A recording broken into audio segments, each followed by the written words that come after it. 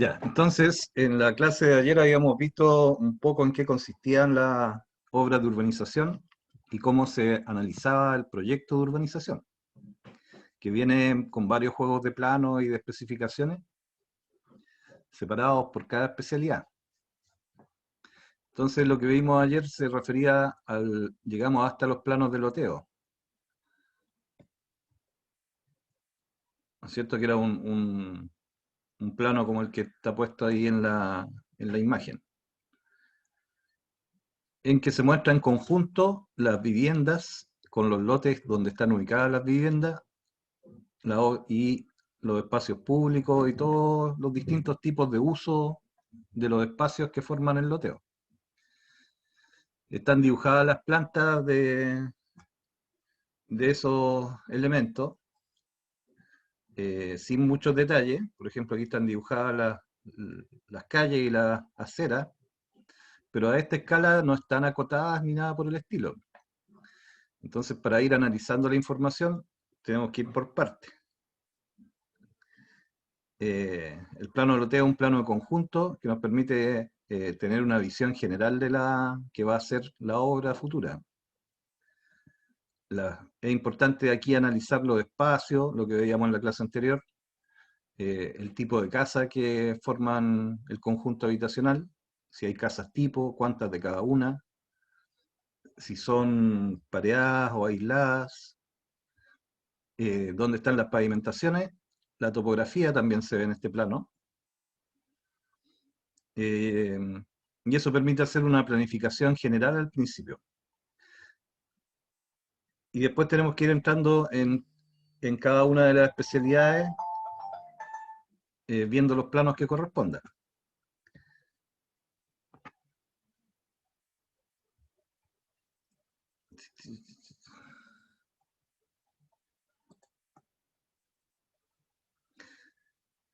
Lo otro que vimos es que en algunos casos, dependiendo de la topografía del terreno, cuando hay una topografía que tiene muchas pendientes, como las que están en esta figura, que se nota, de acuerdo a la posición de estas curvas de nivel, que hay harta pendiente en el terreno natural. Cuando hay este tipo de pendiente, que es bien fuerte, es bien grande, si después analizan ustedes con calma la cantidad de curvas de nivel que hay, indican que el terreno tiene harta pendiente. Entonces, en esos casos, ustedes se pueden imaginar que para construir una casa en un sitio pequeño, se necesita hacer un movimiento de tierra para que haya un espacio suficiente donde emplazar las casas. En ese caso, en este tipo de obras de urbanización, aparecen muros de contención como obras complementarias. En el ejemplo que está en la fotografía, cada uno de estos cuadrados o un lote, se supone que dentro de ese lote está puesta la casa. Entonces aquí lo que hicieron fue crear terrazas. Y este número que está aquí en el medio del cuadrado, el 52, indica una cota o un nivel, ¿cierto? Entonces esta terraza está en el nivel 52, esta terraza de aquí abajo, este cuadrado que está aquí, está en el nivel 50. O sea, que va a ser el nivel del terreno en que va a quedar el patio de la casa. Todo ese terreno va a quedar en esa cota. La casa de al lado va a estar 2 metros más abajo en este caso. Entre esta y esta también hay 2 metros de desnivel, aquí. Y del 50 al 48-50 aquí hay 1,50 m de desnivel. Entonces aparecen muros de contención en distintas partes que lo que hacen es permitir después construir la casa en esa posición. Entonces de ahí nosotros ya tenemos que sacar la primera deducción, que va a ser necesario realizar ese movimiento de tierra y los muros de contención antes de construir la obra gruesa de las viviendas. Entonces ahí vamos a empezar a ordenar nuestro formato de presupuesto y todo lo que tenemos que hacer. Y empezamos ahí a analizar qué cosas deberíamos estudiar hacia adelante. O sea, lo primero que deberíamos estudiar aquí son los planos topográficos y los planos de los muros de contención. Ya, volviendo a la urbanización en general, porque este es un ejemplo bien específico. El plano de loteo, habíamos dicho que también trae estos perfiles esquemáticos que muestran la forma de las calles y dónde quedan las casas. ¿Ya? Sin mucho detalle, porque es un plano referencia, o sea, un plano de información general, que después hay que complementarlo con el resto de los detalles.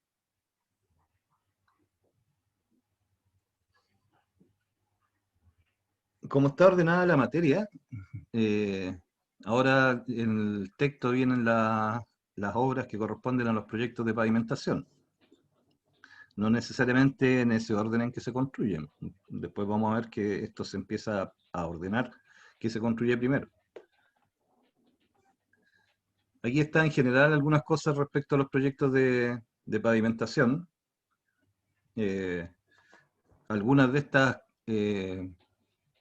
algunas de estas diapositivas yo las usé en el ramo de obras viales que le hice a ustedes. Así que están bastante parecidas. Yo creo que eso va a permitir que las veamos rápido ahora hoy día. Si van teniendo dudas respecto a algo, me van preguntando nomás. Ahí están las definiciones de lo que se define como proyecto de pavimentación, que es construir superficies adecuadas para el tránsito de vehículos y personas en las áreas de circulación. Normalmente son calzadas, aceras, ciclovía, en algunos casos, los cruces y otros elementos.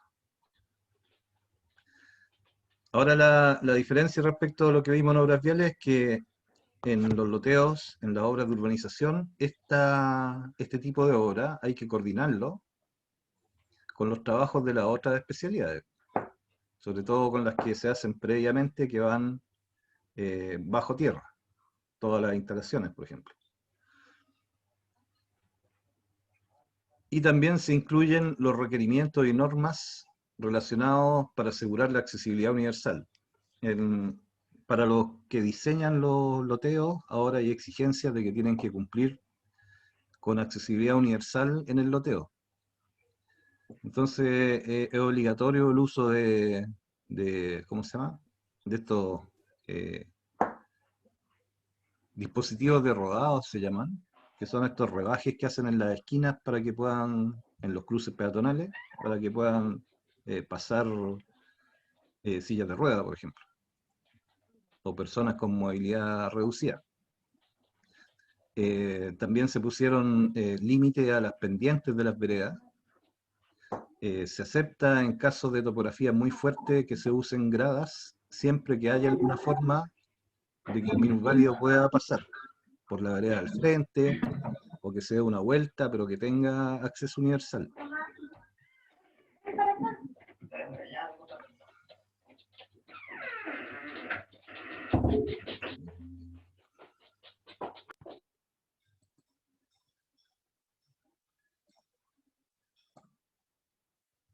Entonces, dice acá que desde el punto de vista de la planificación, eso quiere decir cómo yo me pongo a pensar cómo la voy a construir.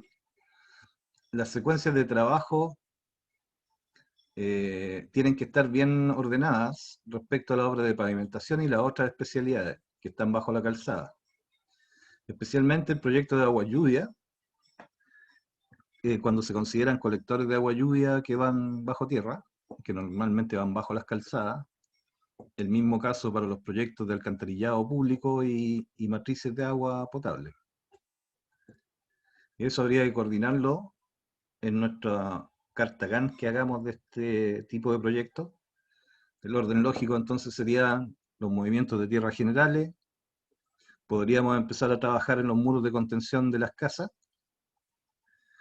y lo lógico es empezar a hacerla antes de la pavimentación, todas las instalaciones que vayan subterráneas, ¿cierto? Y después que esté eso hecho, se podrá avanzar con las obras de pavimentación. Normalmente Profe, ahora, consulta. sí, En la AET, hola, buenas tardes. En la AET me aparece el ancho de la excavación y la profundidad para no sobreexcavar o para no mover mucha tierra. Sí, en los planos, perdón, en los proyectos de urbanización viene un juego de planos de lo que son los colectores públicos y las matrices de agua potable, que incluyen especificaciones técnicas e incluyen los perfiles longitudinales y transversales de las tuberías y del terreno. Entonces está bien detallada la profundidad. Están detalladas la profundidad a la altura de las cámaras también, de las cámaras públicas. Y con eso nosotros verificamos las excavaciones para poder ejecutarlas después. De los muros de contención igual, ¿cierto? Sí, si la idea, en el caso de que haya un proyecto que tenga muros de contención, como el que veíamos en el ejemplo, además de los juegos de planos de arquitectura de las casas, viene un juego de planos de muros de contención completo, con especificación, con memoria de cálculo, con mecánica de suelo y con todos los detalles constructivos de las alturas de las fundaciones. Entonces, cada una de estas especialidades viene con un juego de planos propios y ahí hay que ir viendo todos los detalles. El de pavimentación también. Va a venir el proyecto de pavimentación, va a indicar dónde están las cámaras de alcantarillado, por ejemplo, porque están en la calzada, y va a traer todos los detalles del proyecto de pavimentación. Entonces, siempre vamos a tener que estar viendo para cada especialidad planos, especificaciones técnicas y detalles. Lo que tienen en común es la topografía. La topografía es la misma para todos y después con eso vamos viendo las profundidades de las excavaciones respecto al terreno natural.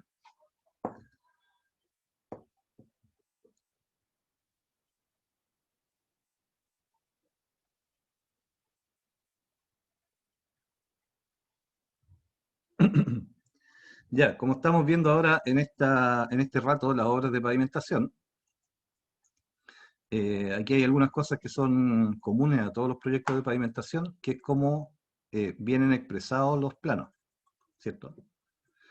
Los planos de pavimentación eh, están separados en distintas plantas. Hay una planta que es de diseño geométrico, hay otra planta que es de pavimentación, eh, tienen distinta información. Por ejemplo, el diseño geométrico de la obra de pavimentación es un plano de planta.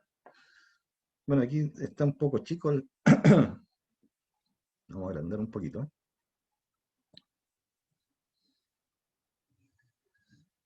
Este es un ejemplo de un plano de diseño geométrico de una obra vial, en que en el diseño geométrico a nosotros nos interesa tener la información necesaria para poder trazar después, para poder trazar la calle. No es necesario todavía que vengan indicados los tipos de pavimento, solamente los ejes principales, para poder ubicar lo que tenemos que hacer de pavimentación en el terreno. ¿Cómo ubicamos una calle en un terreno? Trazando el eje longitudinal del proyecto, ¿no es cierto? Las obras viales pueden tener curvas, ¿cierto? Por eso les puse un ejemplo con una curva en el proyecto, en este ejemplo, digamos.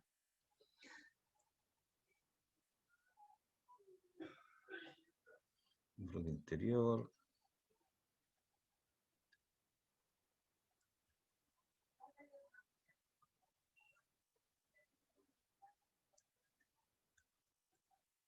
Entonces, este es como un plano de trazado en el fondo, que es lo que muestra la posición del eje longitudinal del proyecto, que sería una de estas líneas.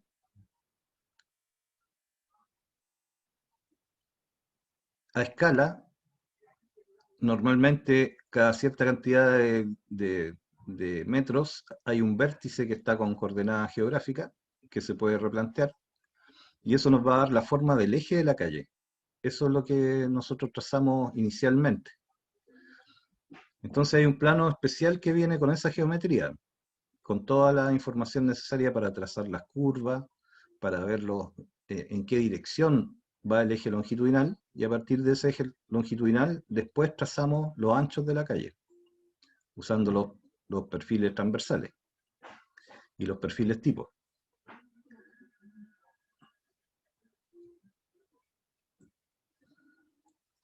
Se me corrió la imagen.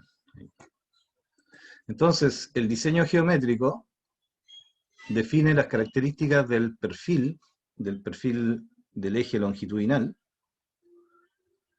en base a plantas, perfiles longitudinales y transversales y los cortes tipo de pavimentación.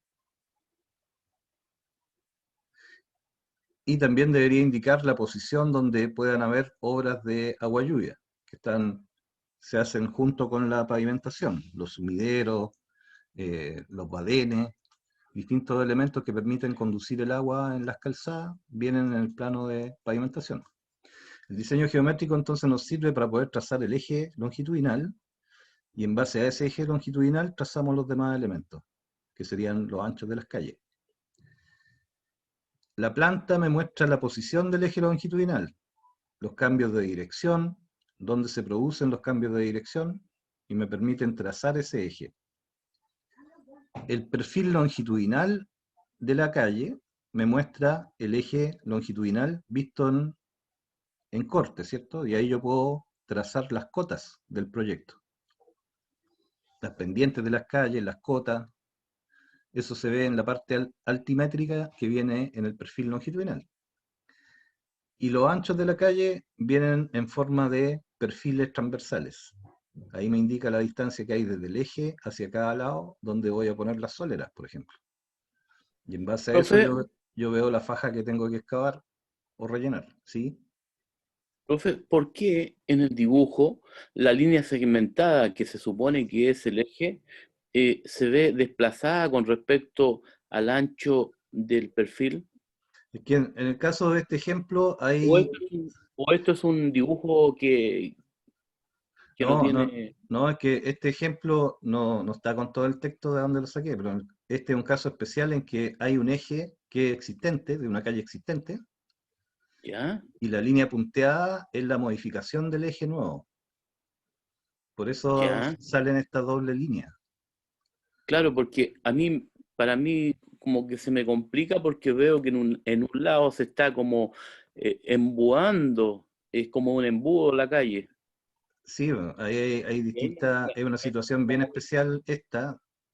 Claro, Después esto hay que analizarlo con el plano completo. Seguramente en este ejemplo, la calle que se proyecta, si ustedes se fijan, aquí dice eje a demarcar sobre el pavimento. O sea, ya había una calle existente, que seguramente ya, la línea llena, y en la línea proyectada puede ser la que está segmentada, por eso aparecen dos líneas centrales. ya. Es probable que estén desplazando el eje longitudinal para poder ensanchar la calle por un lado, no sé, o modificar la curva. Para eso hay Ya, que ver el proyecto completo. perfecto. Ya, Por gracias, eso profe. es media extraña esta figura. Debería haber buscado una figura más simple. Claro, Entonces, lo primero es definir la posición del eje longitudinal en planta. Vamos a tener un plano que me va a indicar la posición de esa línea a través de las coordenadas geográficas, las distancias de algún PR, ángulos hacia algún lado, hacia el otro. Yo voy a poder trazar ese eje longitudinal. Después que lo tengo en planta, tengo que ver qué pasa en relieve, ¿cierto? Y ahí veo los perfiles, el perfil longitudinal y los transversales. Estos perfiles tipo definen el ancho de las calzadas y la cantidad de pistas, además del resto de los elementos de circulación, que son las aceras, los bandejones, etc. Aquí este está más fácil de entender porque es un corte tipo de un proyecto de pavimentación, en que muestra acá arriba la posición del terreno natural, y a partir del eje longitudinal, que no está dibujado pero que debería pasar por aquí al medio, tiene una cota hacia la derecha y hacia la izquierda que define los distintos anchos de los elementos. Está definida el ancho de la calzada, las pendientes transversales de la calzada, En este caso lleva aquí una solera rebajada, que pasó justo el corte por una zona de solera rebajada, las veredas y, y el resto de la información tipo. O sea, este perfil es tipo. Mientras la calle esté diseñada del mismo ancho, se mantiene este mismo perfil tipo. Si hay un cambio del ancho de la calle en el proyecto, va a aparecer un segundo perfil tipo, que va a ser distinto en las medidas. Entonces, de aquí yo ya puedo sacar información respecto a cómo trazar desde el eje hacia los lados, y también me van a aparecer las cotas del proyecto en el perfil longitudinal. Las cotas del eje longitudinal.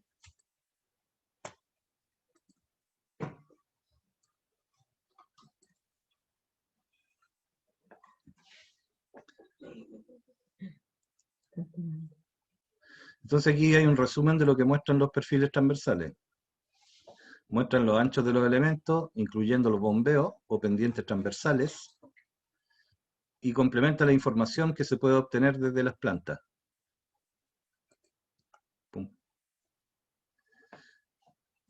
Los planos de pavimentación es importante, bueno, esto es igual de los de obras viales, este sí que es de obras viales.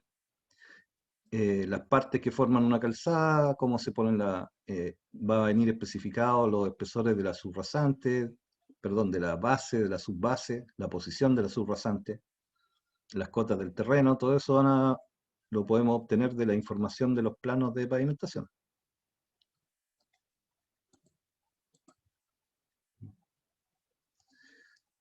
Los pavimentos generales son los pavimentos, la superestructura de los pavimentos, perdón, primero, de nuevo como repaso, también forma parte de lo que vimos en obras viales. La superestructura se denomina el conjunto que funciona como una estructura para el pavimento. Están apoyadas en una capa que se llama subrasante. El nivel de la calle del pavimento terminado es la rasante, ahí está aquí arriba, y entre medio Profe, están las capas que considera el diseño, ¿sí? a eso le llaman paquete estructural.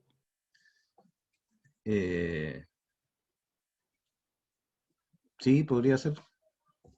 Ya, porque en Serviu a veces me han hecho observaciones y me dicen que no puedo modificar el paquete estructural. Y ahí yo tenía dudas. Sí, pues debería ser esto mismo, debería Claro, ser el conjunto desde el pavimento o la carpeta de rodado, la base, si es que tiene subbase el proyecto, y la compactación de la subrasante. Eso es el paquete estructural que te dice Serviu. claro, porque cuando nosotros hemos querido pedir permiso para pasar eh, con un topo por debajo del pavimento, nos dicen que no, que afecta el paquete estructural. Ah, mira, ¿y qué les piden pasar debajo de la subbase? No, nos permiten, nos exigen romper el pavimento Ah, y hacer una zanja. atasco abierto, claro.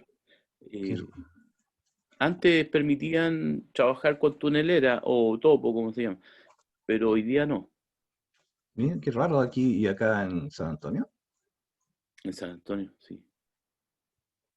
Mira, no Claro, sabía. para la costa no hay problema, es acá en San Antonio. En todo caso, si tú pasaras con la tunelera debajo de la subbase, no le estás ¿Ya? modificando el paquete estructural, pues. ¿Te fijas? Si nosotros, incluso nosotros podríamos pasar mucho más abajo. Yo le explicaba eso al profesional de ahí, me decía, no, igual. ¿Por qué? Porque las vibraciones que produce la tunelera son las que afectan el, las bases y todo eso. Mira, no sabía ese requisito Claro, que ponía Servio. un colega suyo es el que nos dice a nosotros lo que tenemos que hacer. Tiene el Francisco Ese muchacho, cadena, Cadenas, sí. cadena. No hubo caso de hacerlo entender de que no pasaba nada. Pero sí, qué Sobre todo raro. sobre todo en las calles más transitadas. Mm. Así que hay que demolernos. Sí, bueno, también es interesante ese tema, se dan los loteos que antes de, o sea, cuando yo tengo una obra de urbanización, tengo que pensar también que el hecho de tener pavimento, obras de pavimentación, va a hacer que durante la ejecución de la obra esté la inspección de Servio. O sea, yo voy a tener la inspección del mandante que me mandó a hacer la urbanización y además voy a tener que sacar aprobación de Servio. La primera que hay que sacar es el aviso de inicio de obra. O sea, hay que avisarle a Servio que vamos a empezar la obra de pavimentación. Ah, Y ellos ya. tienen que autorizar eso y no lo autorizan si es que el proyecto no está previamente aprobado, el proyecto de pavimentación. Y ahí me parece que las obras de pavimentación para los loteos también piden boleta de garantía y una serie de condiciones para Servio. Sí, eso tengo entendido que es así. Y después hay que pensar que al terminar la obra hay que obtener la aprobación de Servio para poder cobrar lo que uno construye para otro mandante. De la misma forma necesitamos, eh, vamos a tener en la obra la revisión de SBAL para los sanitarios, pensando que estamos en San Antonio, de la empresa Claro, sanitaria, claro. pero aquí ya no es SBAL directamente, sino que exigen contratar una empresa certificadora independiente, Una ESI. que ese también es un costo para la constructora si es que la constructora va a construir la urbanización. Claro. Lo paga bueno, está cargado en el presupuesto de la obra, pero hay que Por contratar esa supuesto. ESI y hay que trabajar con ella y ella va inspeccionando lo que se va haciendo y condiciona el avance. Entonces, aquí hay que trabajar con varios inspectores. Si las Claro. casas son de Serviu, también van a entrar los inspectores de Serviu a la construcción de las casas. Así es. Lo mismo para la electricidad, o sea, la electricidad eh, la va a inspeccionar y la va a recibir el SEC y el gas también, si es que hacemos Claro. instalaciones de gas. Entonces, esa partida de ensayos de laboratorio es súper fuerte también en estas obras de urbanización, porque para todas esas recepciones, Serviu pide, por ejemplo, densidades, tomar densidades de las bases, de los rellenos, de las compactaciones. Entonces, este tipo de obras genera mucho laboratorio Y los certificados de hormigones. también. También. Eh, lo otro que también puede, bueno, cuando entremos al tema del agua potable va a aparecer eso, esas otras cosas. Claro. Entonces, cada una de estas partes que aparecen acá formando los pavimentos van a venir especificadas en los planos de detalle del proyecto de pavimentación. De ahí nosotros tenemos que ir calculando las cantidades de obra que nos van a servir para hacer los presupuestos y para después organizar el trabajo. O sea, si tenemos un pavimento flexible va a ser un detalle de este tipo. Si un pavimento hormigón va a ser un detalle de ese tipo. Habíamos conversado en el ramo anterior que la diferencia principal que había entre estos dos es que este era un pavimento flexible, el asfalto, y que el hormigón es un pavimento rígido. Y que el hecho de ser un pavimento flexible en el asfalto significa que cierta cantidad del paso del vehículo se transmite directamente a los elementos que hay abajo, lo que obliga a que las bases estabilizadas sean de mayor espesor que una base estabilizada para un pavimento de hormigón y que en algunos casos obligue al uso de subbases. Es más exigente también el porcentaje de compactación que se exige en los asfaltos que en los pavimentos de hormigón para las bases. Porque cualquier falla en la base se va a reflejar al tiro en el pavimento que hay arriba. Profe, ¿por qué se utiliza tanto el asfalto y aquí usted nos está demostrando que es como que es más caro? Porque tiene, al parecer, como el doble de base. Sí, no, pero el valor ¿Es por del... la ejecución? No, es que al final, el conjunto de todo ese paquete estructural, como le dices tú, de toda ¿Ya? la superestructura, el precio del pavimento, de la calle de asfalto es menor que el de la calle de hormigón, Ya. básicamente por el precio del hormigón. Porque el movimiento de tierra que se ve ahí es enorme, porque Sí, son como... sí, pero Ahí, la parte más cara es la carpeta de rodado. claro, Si es de hormigón, o sea, una carpeta de rodado de una calle local, por ejemplo, te piden 15 centímetros de hormigón para la claro. calzada y para asfalto te aceptan 6 centímetros. Entonces ahí, Dependiendo del flujo vehicular.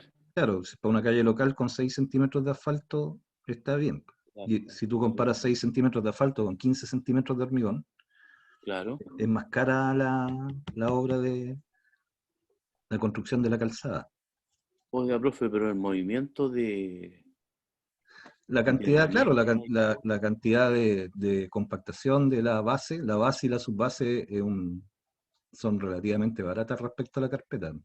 y para ejecutar el asfalto también, el movimiento de gente, de maquinaria, es grande, ¿eh?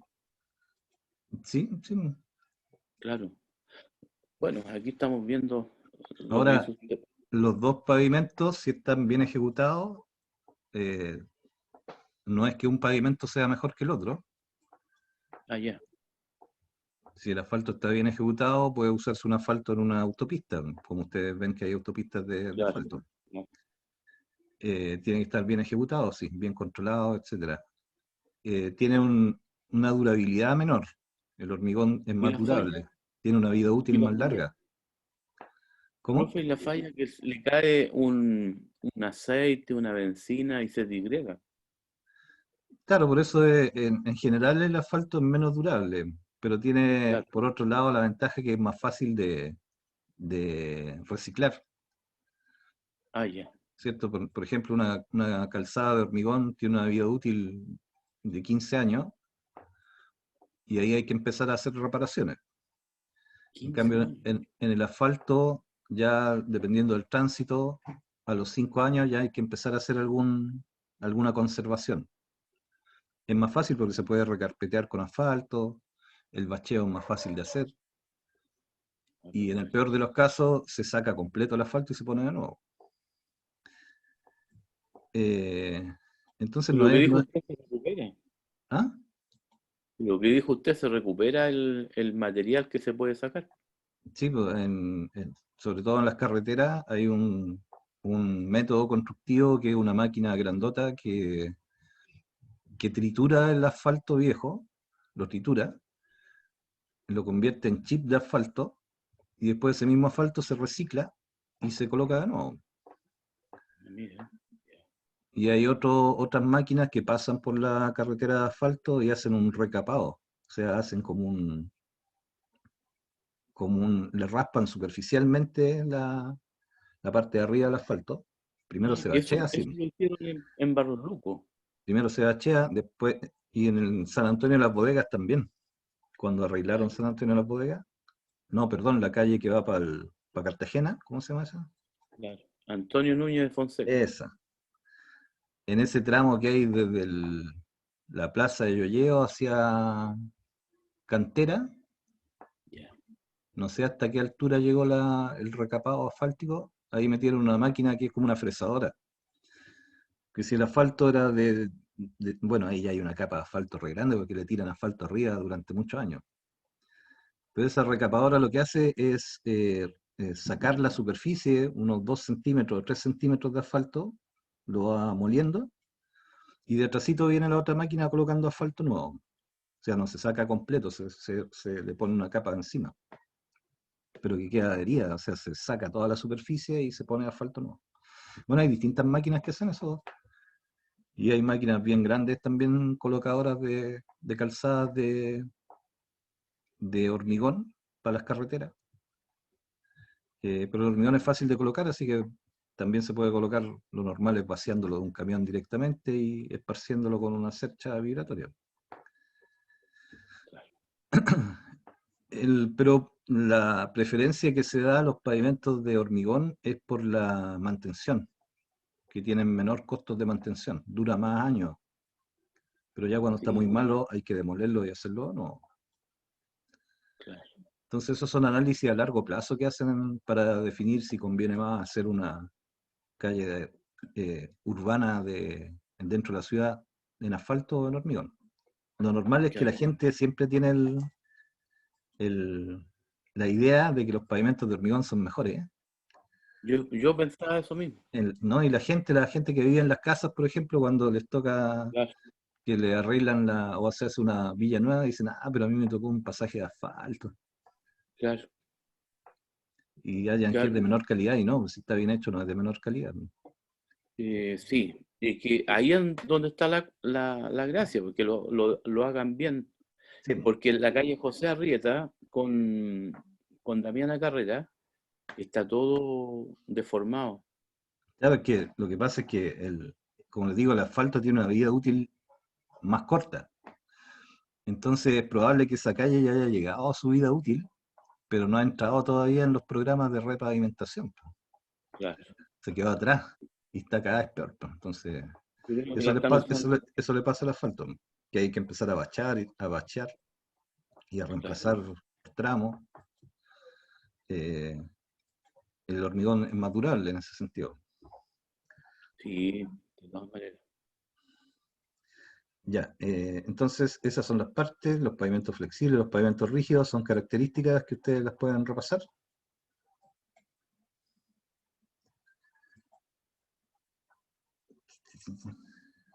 Y ahora vamos a ir a la otra ya,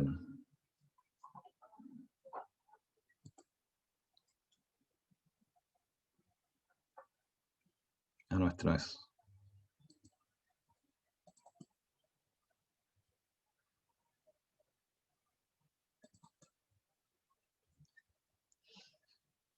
Entonces, como veíamos, el tema de la pavimentación es un capítulo completo dentro de la obra de urbanización. Se, se ocupan las mismas cosas que ya vimos en el ramo de obras viales para los pavimentos urbanos.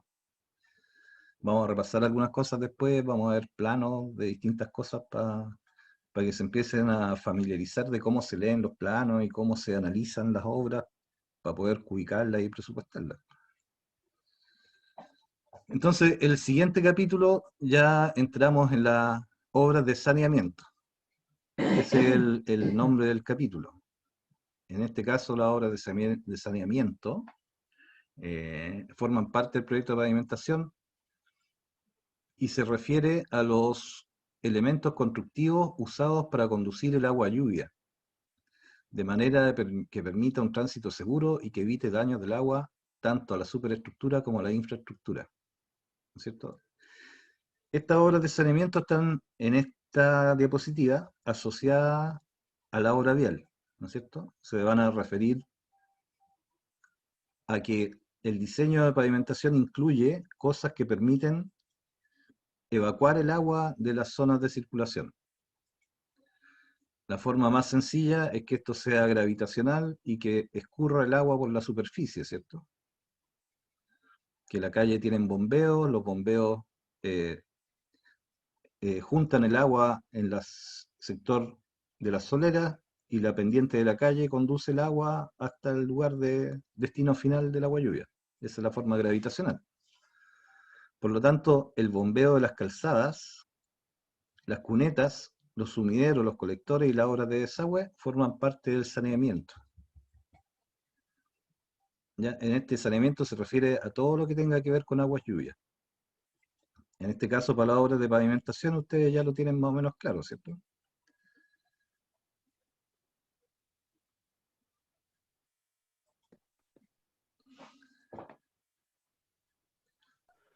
Profe, Ahí.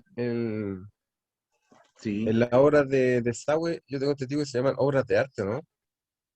sí, normalmente en las carreteras se llaman obras de arte porque ahí ya hay algunas cosas que son, por ejemplo, un paso de un canal, o un sifón, o esos tubos de acero corrugado que conducen agua lluvia, todas esas cosas se llaman obras de arte. En los loteos normalmente no son obras de ese tamaño, son sumideros. Si es que hay algún colector de agua lluvia debajo, tendrás en alguna parte un sumidero y una cámara de agua lluvia que incorpora el agua al colector. Entonces, en este caso se habla de este tipo de obras, de saneamiento. Profe, usted ahí, Está bien lo que dice Jesús, que el término obra de ya, arte existe, pero se usa más en las obras viales que tienen que ver con las carreteras, ya, con los caminos rurales, en que tenemos otro tipo de interferencias que son más grandes, por ejemplo, que pase un canal por el medio de la calle, entonces ese canal hay que entubarlo, hay que desviarlo, y ahí se hacen obras de arte. Y las obras de agua lluvia eh, no son normalmente escurrimientos superficiales en las carreteras, pero en algunas partes es indispensable colocar un sumidero y un dren, por ejemplo. Esa ya es una obra de arte. Ojo, profe, ahí usted, en ese dibujo aparece al lado de la solera, usted le llama cuneta, otras personas le llaman zarpa, ¿es así o no? no siempre debería llamarse zarpa. Zarpa, Sí, la zarpa, normalmente cuando hay un pavimento de asfalto, se le colocan 50 centímetros aquí de hormigón, ya, producto del desgaste que produce el agua desgasta el asfalto. Por lo claro. tanto, en las calles de asfalto que llevan una mayor cantidad de agua, es normal que se coloque en la orilla 50 centímetros de hormigón y eso se llama zarpa. ¿Cuáles son las cunetas? La cuneta es un nombre que pueden usar a lo mejor los arquitectos que se refieren a las soleras como cuneta, ¿eh? O a este salto, Ok. o a esta diferencia, a lo mejor, no sé, es un Sí, término de pues, en realidad, arquitectos. Que me ya. parece que se refiere a la diferencia de nivel que hay aquí.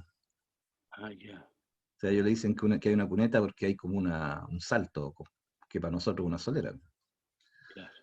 Sea Yo, el profe, en la concesionaria de arriba, donde trabajé harto años, nosotros las cunetas eran algo similar a la zarpa, pero era con una inclinación.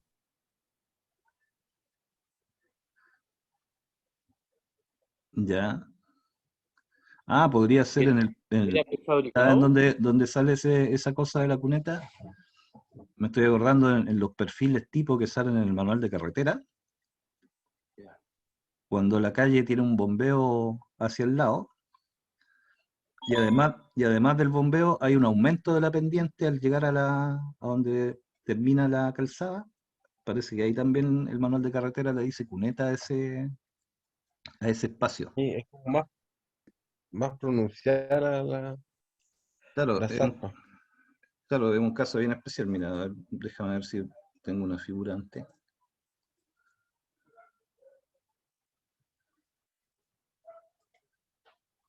En la otra había una figura. Espérame. Tu, tu, tu, tu, Aquí.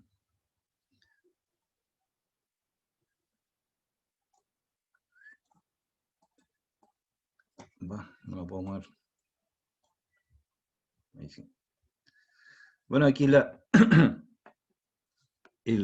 el manual de carretera indica que en algunos perfiles transversales, aquí hay un bombeo, ¿cierto?, de 2,5%, que llega a una solera. El manual de carretera hay algunos tipos de perfil en que el bombeo puede venir con 2,5 y aquí al llegar al borde tiene un aumento de pendiente y aumenta a un 3 a un 4%. Y normalmente termina no con una solera, porque las soleras son de los pavimentos urbanos.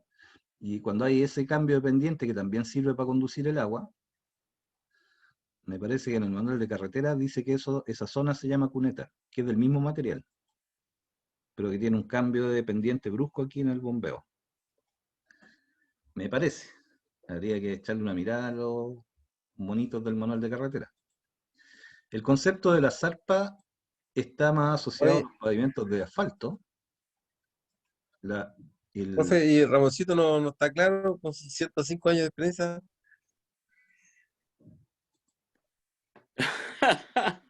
Está bueno, está bueno. Bueno, somos presocráticos antes de Jesucristo, Sí, pues ahí se construía en piedra. ¿cierto, profe? En lo, ¿cómo se llama esto? Adoquines, La con vía, adoquines, la vía romana. claro.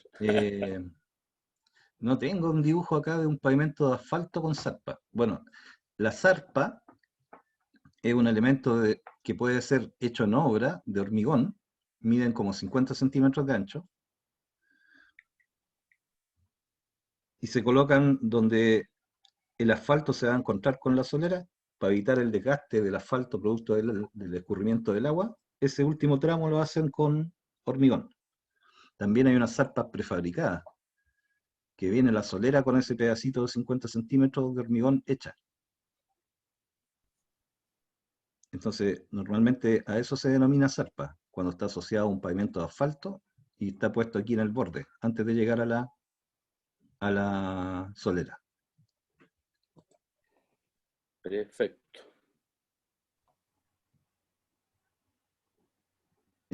Pavimento flexible, pavimento rígido, ya estábamos en las obras de saneamiento.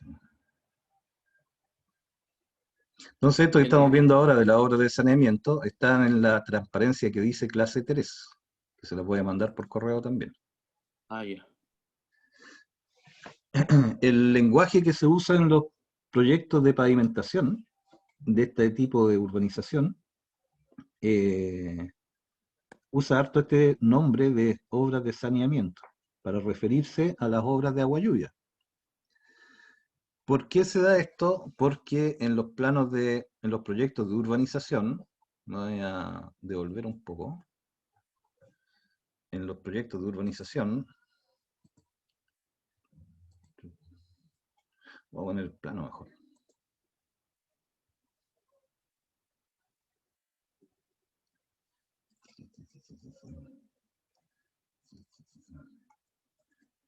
No sé si se ve bien del AutoCAD o se ve más complicado en la pantalla. Se ve bien, profe. Ya. ¿Por qué aparece este término de obras de saneamiento en los loteos?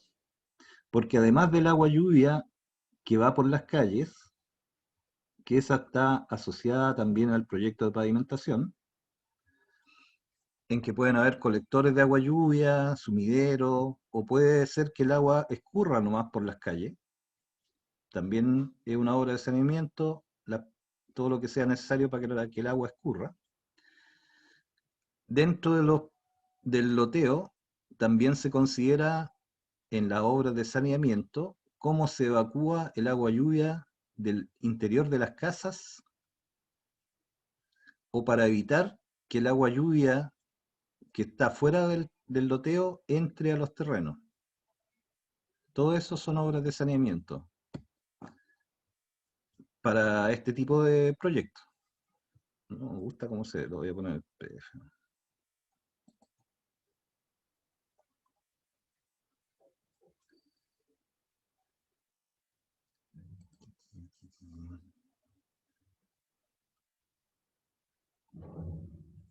Yo creo que se ve más claro aquí. Por ejemplo, las obras de agua lluvia de las calles, ya ustedes más o menos las conocen dentro de lo que vimos en obras viales, que las calles normalmente el agua escurre por la calzada, por el borde de la solera y se evacúa.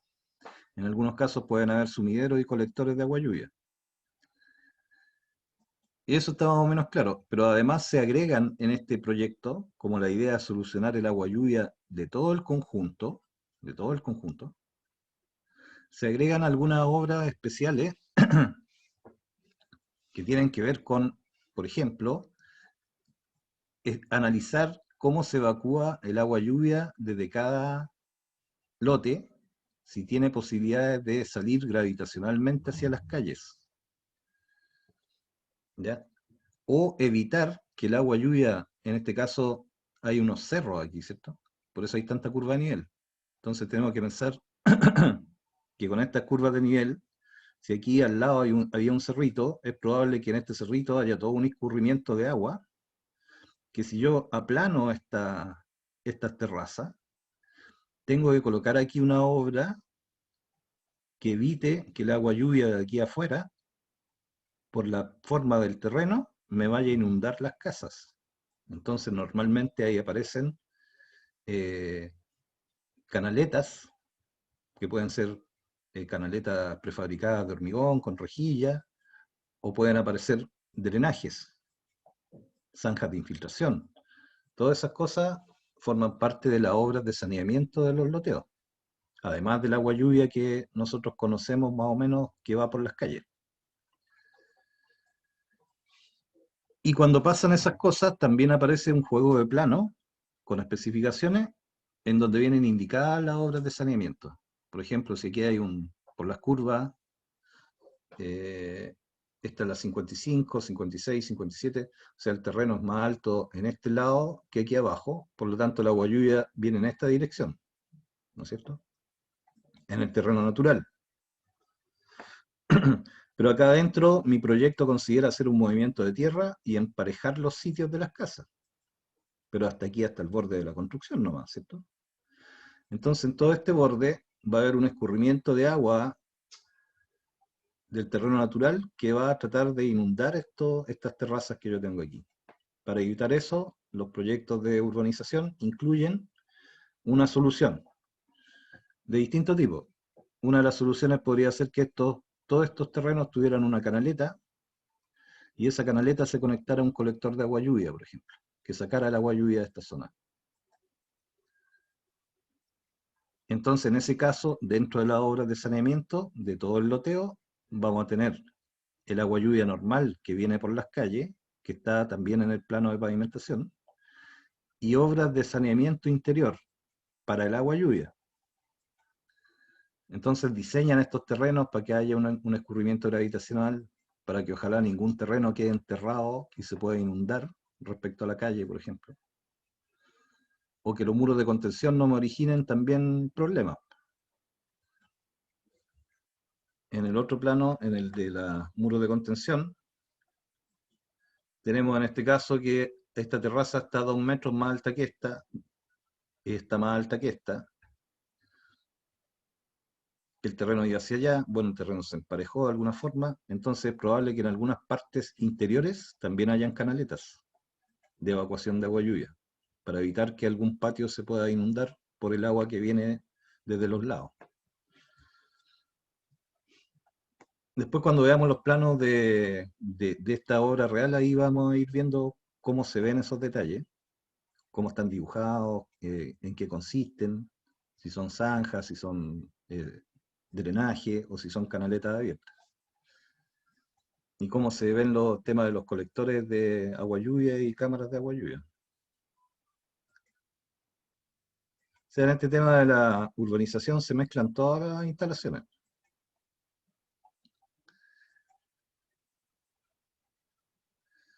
Entonces, una de estos tipos de obras de saneamiento van a estar las que están por los pavimentos, que son los bombeos, las cunetas, los sumideros, colectores y obras de desagüe que pueden estar asociadas a las calles, además de las que están asociadas a los terrenos de las casas, o que evitan que se inunden las casas. Los sumideros y las cámaras de inspección que recogen el agua de los sumideros son obras de captación del escurrimiento superficial, que recoge el agua y la introduce en colectores de agua lluvia, previamente construidos. Las cámaras permiten ingresar o tener acceso para registrar o revisar los colectores, los cambios de pendiente o cambios de diámetro. Se parecen mucho al tema de las cámaras de alcantarillado, ¿cierto? Las cámaras de inspección de agua lluvia serán, de ser necesario, de hormigón armado, pero las más usuales corresponden a elementos prefabricados de hormigón que se transportan y se colocan sobre un emplantillado. Estos son los módulos de hormigón prefabricado que ustedes ven, que son muy comunes tanto para instalaciones domiciliarias como para instalaciones públicas. Hay de diámetros grandes para las cámaras de agua lluvia grandes. No sé, parece que hay hasta 2,40 m de diámetro prefabricados. Son de 60 centímetros de altura, de 80 los más grandes, y se van colocando, se van montando uno sobre el otro, y se instalan sobre un emplantillado de hormigón. Después que se instalan los módulos, se construye la banqueta interior y se afina las uniones por dentro. Se emboquillan. Y se le colocan los escalines y las tapas. Entonces aquí hay algunas imágenes de soluciones de sumidero cuando están ubicadas en las zonas de las calzadas.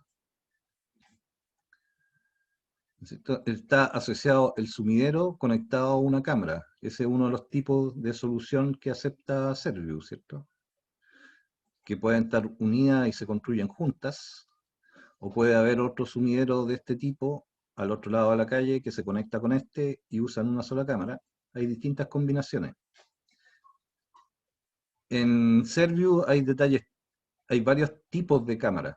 Ahí se reconocen, están especificados, ¿cómo se llama? Con nombre, sumidero Serviu tipo 1, o sumidero Serviu tipo A, o tipo B, o tipo C. Y eso viene con detalles tipo.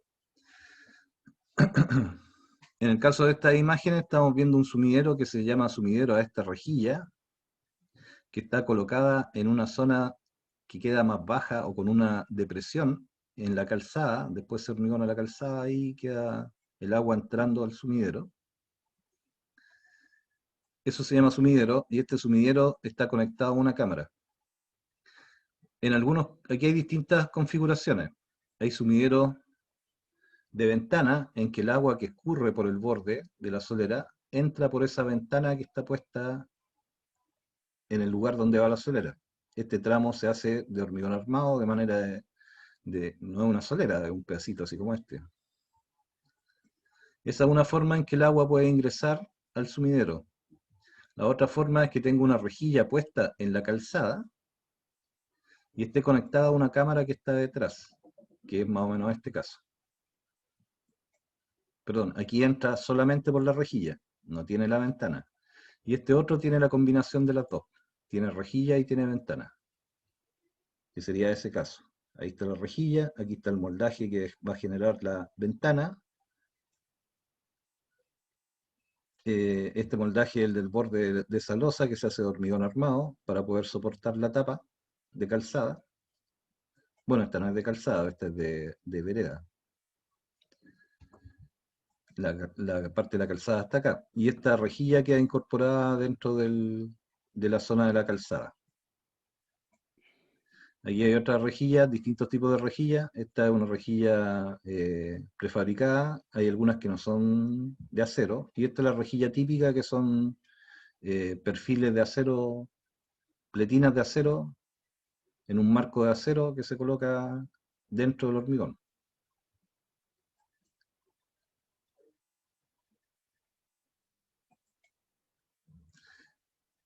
Y hay varios detalles distintos de esto. En este caso, una cámara de hormigón armado.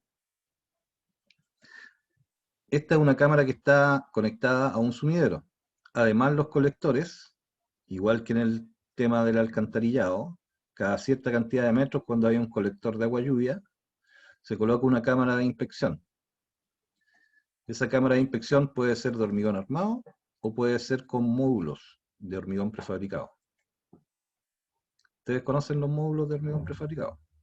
Sí. Los módulos más chiquititos se usan harto en instalaciones domiciliarias. Claro. Y de esos mismos hay unos más grandes que se usan dependiendo del tamaño de la cámara pública. Y hay otros tipos de cámaras más de obras de agua lluvia que voy a ver si están más adelante, no me acuerdo. Y si no, se las voy a agregar en la clase que viene. Perfecto. Entonces aquí hay ¿Cómo interpretamos nosotros los planos del proyecto de agua lluvia? Es casi igual que un proyecto de alcantarillado. O sea, va a haber un plano de planta en que va a indicar la posición del colector en planta y la ubicación de las cámaras. Van a estar anotadas las cotas ahí de la tapa y del radier. Y vamos a tener cortes como estos, que son cortes tipo. En el caso de la urbanización muestra la posición de las distintas tuberías, de las distintas especialidades, respecto al perfil de la calle. Se entiende que este dibujo está en corte, ¿cierto? Que es como un corte transversal. Aquí está puesto esquemáticamente la calle. Voy a ir a buscar los lentes, por eso ya no estoy viendo clarito, clarito. Ah, Ya, ahí está la calzada, se supone que estas son las veredas, y estas son las líneas oficiales, o sea, la línea de propiedad de este lado y la línea de propiedad del otro lado. Esto está visto en corte, y está marcando la ubicación con las medidas de las distintas instalaciones que pueden haber por aquí, dentro de este proyecto. En el ejemplo, en este corte, hay una matriz de agua potable en este lado, bajo la vereda, están las profundidades y las distancias de la línea de cierre. Bajo el eje de la calzada, aquí hay un colector de alcantarillado, está el diámetro, dice que es existente. Con eso también nos podemos topar, ¿no es cierto? Nosotros llegamos a hacer urbanización y vamos a hacer la pavimentación, pero ya hay un alcantarillado que pasaba por ahí. Entonces hay que considerar eso en el momento de hacer las excavaciones, programarse de ubicar el tubo antes de meter la máquina. O de ubicarla en alguna parte con la máquina con harto cuidado y después hacer la excavación así más rápida. En este caso el colector de agua lluvia está debajo, más profundo que el de alcantarillado. Eso va a depender sobre todo de la ¿cómo se llama? De la topografía, de dónde viene el agua lluvia, qué agua agarra más arriba o más abajo. Porque no tiene una restricción como la del agua potable con el alcantarillado. ¿No es cierto? Me parece, ahí la parte normativa, don Ramón se la debe saber bien, que el agua potable tiene que estar sobre el nivel de los colectores de alcantarillado, ¿cierto? así pasa siempre. Sí, Y lo hacen así los que saben. sí, siempre, o sea, no sé si está en alguna norma, pero siempre, yo creo que sí. Siempre el agua potable está más arriba que el alcantarillado. Sí. Claro, el agua Es- potable, generalmente uno lo encuentra en las matrices de agua entre 1 metro y 1,20 m. Claro, esa es la distancia, Ese porque siempre se da. entre otras cosas, como la matriz de agua potable va a presión, se puede usar una altura definida, mantenerla dentro de ese rango. Además mantienen la topografía de la acera. Claro, van siguiendo la forma de la acera, siempre conservando la misma profundidad. En cambio, los alcantarillados, como son gravitacionales, va a Claro. depender de las cotas y de la pendiente que traiga el tubo a la profundidad que va a quedar el colector. Que tenga el proyecto, claro.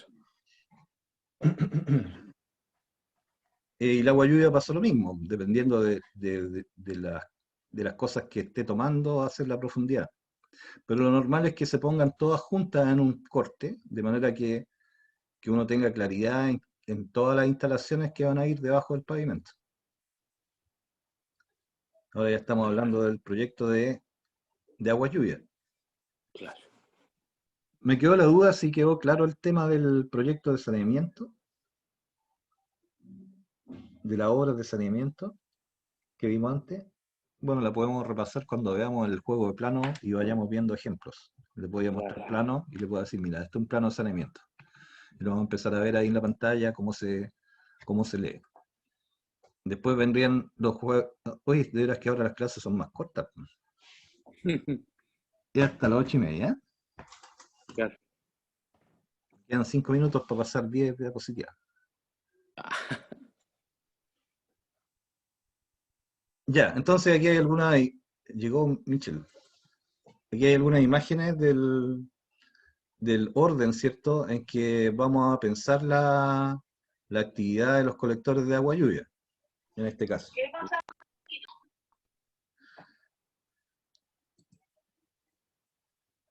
Entonces aquí hay una secuencia más o menos de la ejecución. Al iniciar la faena se debe verificar que los colectores no interfieren con las canalizaciones subterráneas existentes. O sea, esta es la primera foto. Cuando yo estoy trazando en un loteo, yo tengo que analizar si hay información de que hay alguna instalación existente debajo. Entonces yo hago el trazado y antes de iniciar las excavaciones, si hay un plano que me dice que por alguna parte pasa una matriz de agua, casi nunca están exactamente donde indica el plano, entonces hay que ir y hay que empezar a hacer unas calicatas chiquititas para encontrar por dónde pasa el tubo. Se le coloca ahí una banderita y ahí se le dice al de la retroexcavadora, ya, ahora tírate a excavar todo el tramo, pero ten cuidado que ahí en la banderita hay un tubo. ¿Ya? Se debe verificar, como les decía, que no hayan instalaciones existentes que interfieran con las obras de excavación. Al término de la obra se debe generar la recepción por parte de Servio y hacer planos de construcción. O sea, yo construyo la obra, la voy haciendo, es probable que haya alguna diferencia que haya que ajustar en terreno, por lo tanto, al final de la obra, yo tengo que entregar un plano de construcción, de cómo quedó hecho la tubería, con la posición exacta, cualquier cambio que haya habido, y eso se hace la recepción en Servio y se entregan esos planos de construcción junto con la recepción. El replanteo de ubicar correctamente los colectores, o sea, aquí estamos trazando los colectores, la posición de los colectores, la posición de las cámaras. Después de eso se traza la excavación, y en el momento de ir excavando se va verificando con los perfiles longitudinales hasta dónde tengo que llegar con la excavación para no pasarme, ¿cierto?, de la posición donde va a ir el tubo después.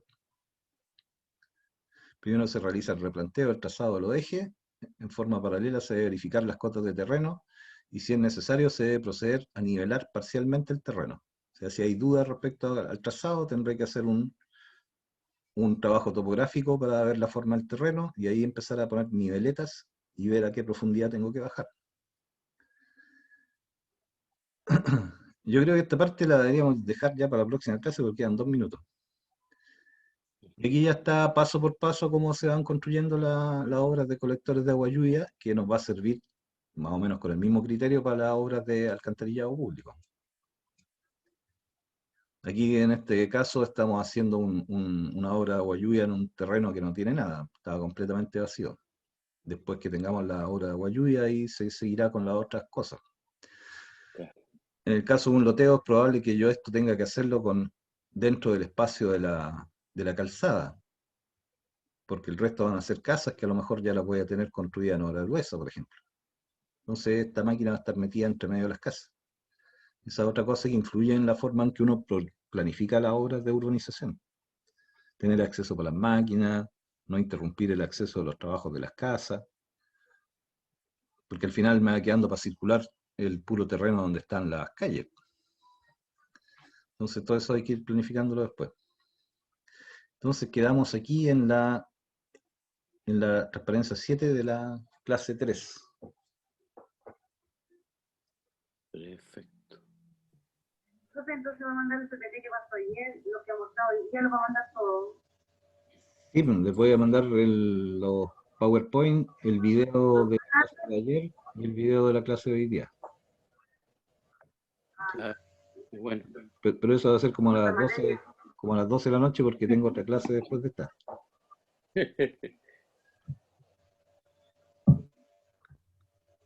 ¿Alguna duda? Mientras, se escucha con eco tu micrófono, Claudia.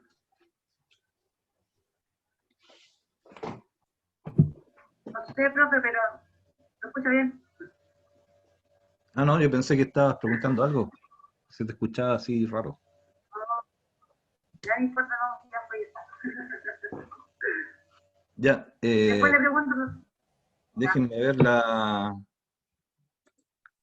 aquí están los participantes. ¿Hay alguien que estuvo y que ya no esté? Porque yo voy a ocupar estos nombres que están acá para la lista. Ahí falta la Contreras, profe, y el José Tobar. José está con Vega y la Dani no sé por qué no se conecta. No, pero los que están aquí son los que estuvieron en la clase, ¿cierto? Sí. La Romina no estuvo tampoco. ¿Mm? La Romanía tampoco fue. La Romy. Ya, entonces, eso sería por hoy. ¿Cuándo nos toca de nuevo? ¿Mañana? No, mañana El no. lunes. No, profe, el lunes Ay, de nuevo. qué bueno. De lunes a miércoles. Y el lunes ya tenemos que ir planificando algún trabajo para la primera nota. para hacer luego. El lunes partimos a las 8:45, profe. Ya. Ya, pues, entonces el lunes nos veremos. Ya, Ya. bueno. Oye, Bien. chao Ramoncito. ¡Nos Gusto, loco. vemos! Oye, Ramoncito, ¿no explicaste así cómo lo hiciste con la agua lluvia cuando construiste las pirámides? ¿O las tiraste al río Chao, Nilo? profe, que esté bien, cuídese. Chao. Buenas noches, Chao, profesor. profe, cuídese. Claudia, No se vayan, no se vayan. Claudia, Chicos, Claudia. no se vayan. No se retiren, cabros. Porfa, Claudia, no se- ¿Cómo lo Dime, hiciste por Ramón? Oye, Claudia, ¿no ha llegado necesitan... correo para la otra clase? ¿Por es qué que dice...? ¿me pueden dejar un tiempito para darles información a todos, porfa? Ya. Bueno, pero Vale. acércate al micrófono porque no se escucha bien.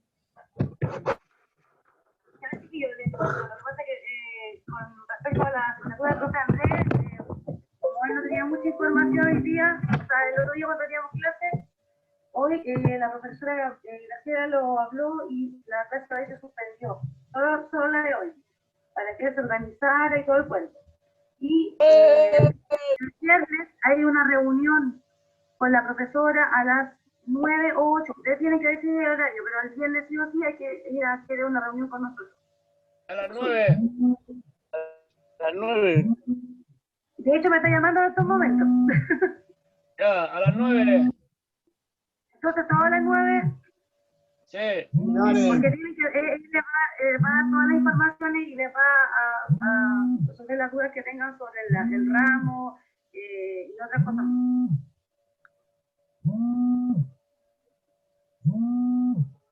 Eso era. Cualquier cosa me preguntan al WhatsApp.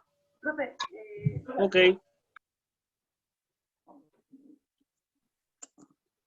Ya, vale, Oka. Nos vemos.